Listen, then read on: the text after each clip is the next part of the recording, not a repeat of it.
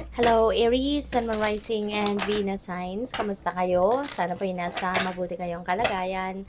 Welcome back po sa Star Tarot. At kung bago kayo rito, welcome din po kayo. Please subscribe, like, share my videos, and leave me a comment kung nakaresonate po kayo. Thank you.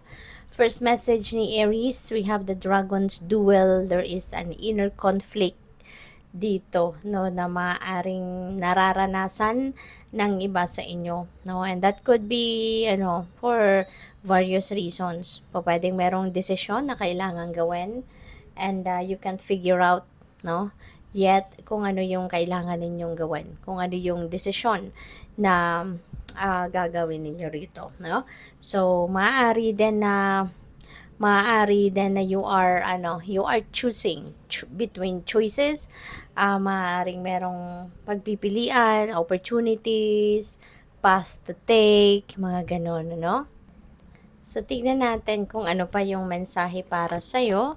We have the Horse King. Ayan. So, assistance and control. So, baka ang iba sa inyo dito, nangangailangan talaga ng tulong, nangangailangan ng assistance, no? Maaari na related yan dito sa desisyon na gagawin ninyo, dito sa para ma-address yung inner conflict ninyo. So, po pwedeng related yan dito. Pwede rin na ang iba sa inyo dito, Aries, no? Yung assistance na to could also be given to someone else. Baka meron ding humihingi sa inyo ng tulong at ikaw naman dito yung tutulong din. So, parang give and take lang. Maaring sa isang banda, kailangan mo talaga ng tulong din, no? That could be related to this or something else. Sa kabilang banda naman, meron ding taong hihingi din ng inyong tulong, no? Maaari nangangailangan din ng kung sino man ng inyong tulong din. Kaya, good luck sa iyo. So, what else? We have the Chess Queen, trust and strategizing. So, yeah, since dito, 'di ba, may decision, so maaaring nagpaplano ka din, no? Mag-iisip, mag-strategize kung anong gagawin mo, kung which path you are taking, which path you are heading towards, 'di ba? So, more of nag-iisip siguro kayo, nagpaplano, yung gano'n, no? At there is trust dito, no, na nire-remind kayo dito na magtiwala ka sa sarili mo, magtiwala ka sa naiisip mo, no? Kasi you have wisdom, no? So, maaring kailangan ninyong i-apply na dito yung wisdom ninyo, yung experiences ninyo in life, in the past, kung anong mga natutunan mo, i-apply ninyo para mas maging easier ang journey ninyo, yung ganon, So, magtiwala ka. No? Magtiwala ka sa kung ano ang alam mo. Okay, Aries? We have reflection and non-judgment. So, pwedeng kailangan mo dito na mag-reflect. Kailangan mo dito talaga na mag-solitude, put yourself into stillness at magmuni-muni kayo, magnilay-nilay kayo so that magkaroon kayo ng kalinawan sa inyong isipan. 'Di ba? Ma-figure out ninyo kung ano na yung gagawin. Kasi po pwedeng major decision ang gagawin ninyo sa ngayon at kaya yung parang it's affecting your life talaga, no? It's affecting everything, no? Kaya kailangan na magnilay-nilay at mag-isip-isip, magmuni-muni. Okay? So, tingnan natin kung ano pa ang mga ganap.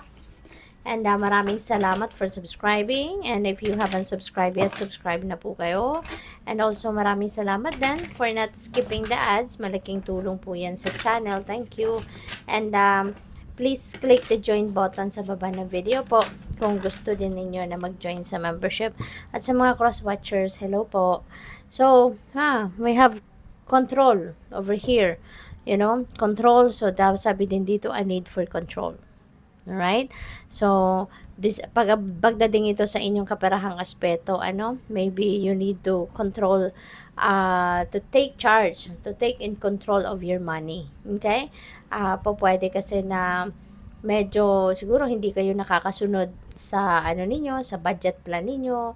Maaaring hindi ninyo nasusundan talaga kung ano yung nakasulat sa budget plan ninyo. So, now, maybe, nagkakaroon dito ng diferensya, no, sa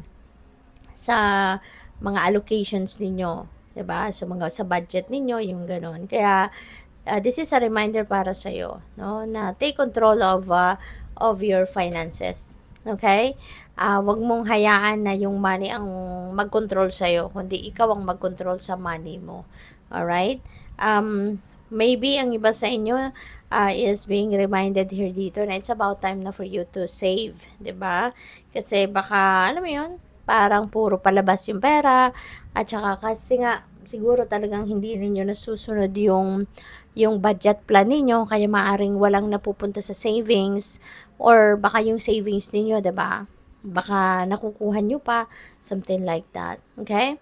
So, what else? We have Ace of Cups. Beautiful, Aries. Napakaganda. Si Ace of Cups, ano ito eh? Overflowing of blessings. Yan. This is abundance. This is prosperity. Nakikita ninyo yung cup, diba? Tumatalsik-talsik ang mga tubig. Kasi, ano eh, madami, no? Overflowing siya. Kaya, ano to, napakaganda, napaka-blessed ninyo. Kasi you will be blessed, no? With anything, no? Anything na kailangan mo sa buhay, no? Kung ano man yung kailangan mo sa ngayon, maaring yun ang ibibigay sa'yo ng universe. And hindi lang ito bastang ibibigay sa'yo na kung ano lang yung kasya sa'yo. You will be given abundance of whatever it is that you need in your life. No? Yun ang promise ng Ace of Cups. At saka, syempre, you will be feeling as well overflowing of joy and happiness. Kasi nga, yun, sobrang magiging masayang-masaya din kayo rito. Sobrang magiging feeling joyful talaga kayo. You will be feeling fulfilled, at maaaring talagang siksikliglig umaapaw ang inyong saya. Kasi nga, siksikliglig umaapaw din ang biyaya, no, na paparating.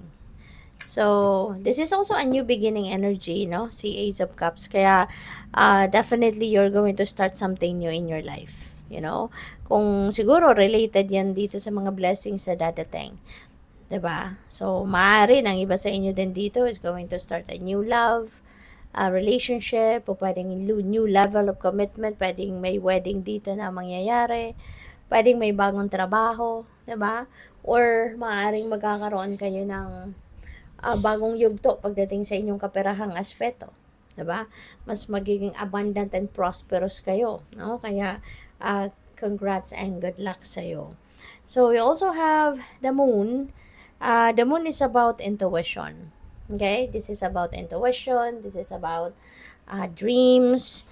This is also about ang iba siguro sa inyo dito, baka meron ding takot na nararamdaman, anxiety,